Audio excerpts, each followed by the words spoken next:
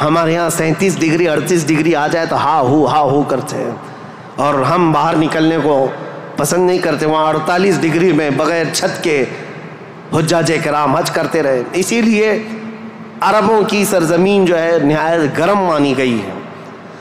سرزمین پتھریلی اور زمین سوکھی، سبزہ نہیں اگاتی، بارش نہیں آتی، اوپر سے گرمی اتنی پھینکتا ہے سورج، چلچلاتی ہوئی دھوپ. اس فضا کا اثر طبیعت پر ہوتا ہے. آپ یہ سوچ رہے ہوں گے کہ یہ ویدر بتانے کی ضرورت آج کیا ہے؟ ضرورت ہے. موسم کے اعتبار سے انسانوں کی طبیعت میں فرق آتا ہے. جیسا موسم ہوتا ہے انسانوں کی طبیعت میں اثر پیدا ہوتا ہے. زمین کا بھی اثر ہوتا ہے، مٹی کا اثر ہوتا ہے، موسم کا اثر ہوتا ہے.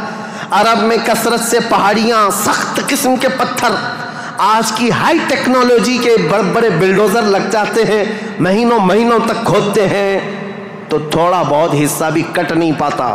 ہم تو تقریباً 10 سال سے ایک پہاڑ کو کھودتے ہوئے دیکھ رہے ہیں، ابھی بھی عرب میں وہ کھود ہی رہے ہیں بلڈوزر.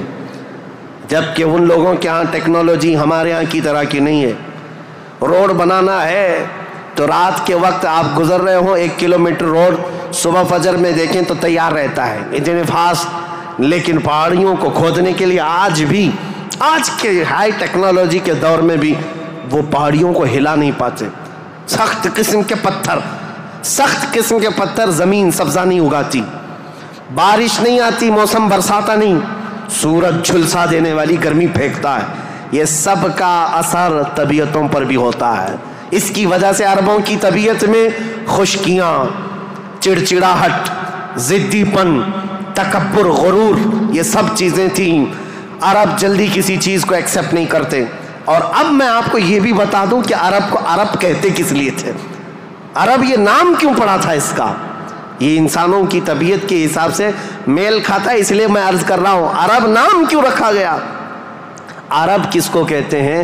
لفظ عرب، عین را با، یہ عربی میں لفظ جو ہے اس کا میننگ ہوتا ہے اچھی زبان رکھنے والا، فصیح اللسان جو آدمی ہے عرب کہتے ہیں اس کو.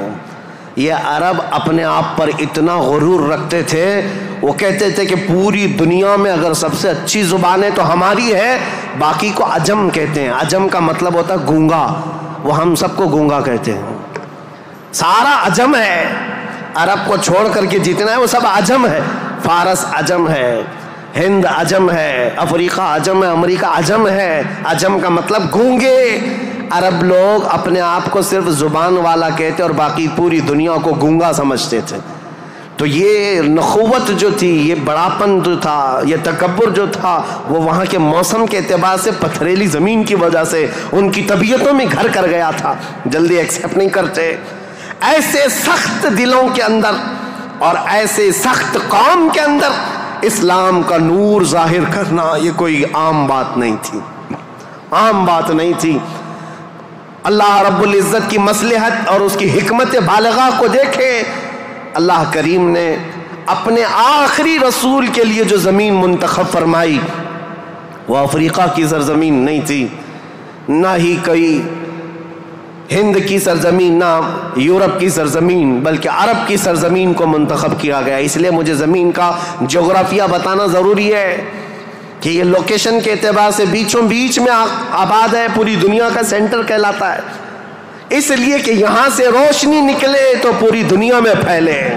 یہاں سے نکلا ہوا ابر ہر زمین پر بارش بن کر کے برسے گا. اور برسا بھی. اللہ کریم نے مکہ مکرمہ کی سرزمین کو منتخب فرمایا. طبیعتیں کیسی تھی، اکھڑ مزاج لوگ تھے، ان کے درمیان میرے آقا کو پیدا کیا اللہ نے. اور رسول کریم صلی اللہ تعالیٰ علیہ وسلم جس دن پیدا ہوئے یہ بی بی آمنہ کا گھر تھا، اور رسول کریم صلی اللہ تعالیٰ علیہ وسلم یتیمی کی حالت میں پیدا ہوئے ہیں. باپ نہیں ہے، ماں پرورش کرتی رہی. عربوں کے رواج کے اعتبار سے دادا کی شفقت بہت زیادہ تھی اپنے پوتے پر، کیونکہ بیٹے عبداللہ بہت محبوب نظر تھے، بڑے پیارے تھے. لیکن جب جوانی میں انتقال کر گئے تو حضرت عبدالمطلب کو اس کا بڑا صدمہ تھا کہ میرا سب سے محبوب بیٹا عبداللہ مدینے میں انتقال کر گیا، تو اپنی بہو حضرت آمنہ اپنے پوتے حضور اکرم صلی اللہ تعالیٰ علیہ وسلم کی پرورش میں جی جان لگا دیا، اتنا لگا دیا۔ آپ کو پتہ ہے میرے آقا صلی اللہ تعالیٰ علیہ وسلم کا نام پاک آج کروڑوں مسلمانوں کی آنکھوں کا تارا ہے۔ حضور کا نام جیسے ہی ہم محمد نام لیتے ہیں، ہم انگوٹھوں کو چوم کر کے آنکھوں سے لگاتے ہیں۔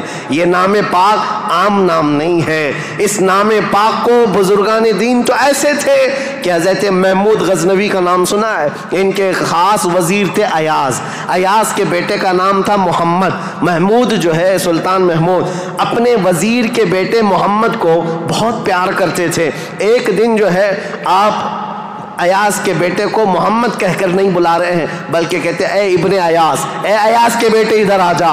ایاز نے سن لیا، کہا آج سلطان غضبناک ہوں گے، میرے بیٹے کا نام لے کر کے نہیں پکارا، باپ کے نام سے پکارا ہے۔ بعد میں حاضر ہو کر پوچھا سلطان میرے بیٹے سے کوئی خطا ہوئی، آپ خفا تو نہیں ہیں؟ اس کے نام سے نہ پکارتے ہوئے اس کو ابن ایاز کہہ کر پکارا۔ سلطان محمود نے کہا ایاز ایسی بات نہیں، خفا نہیں، بلکہ میں وضو کی حالت میں نہیں تھا، اس لیے تیرے بیٹے کا نام محمد ہے، میں بغیر وضو کے کبھی اس کا نام بھی نہیں پکارتا۔